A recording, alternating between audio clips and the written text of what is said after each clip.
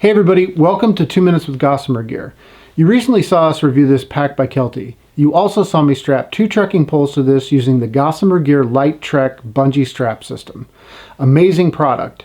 I'm going to put links in the description below so that you can buy it directly from Gossamer Gear. It costs about $5.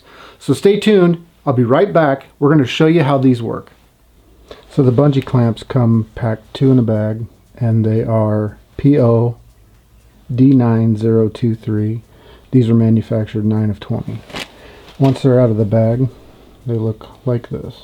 Got your pull toggle on one end, and you've got your hook here. This just slides up and down with a loop on one end.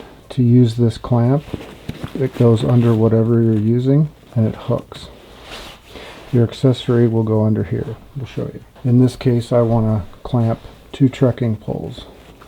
I'll set my trekking pole up against here, grab the strap, go underneath both, grab this with my index finger, clip, just like that, pull the bungee strap, pull on this end.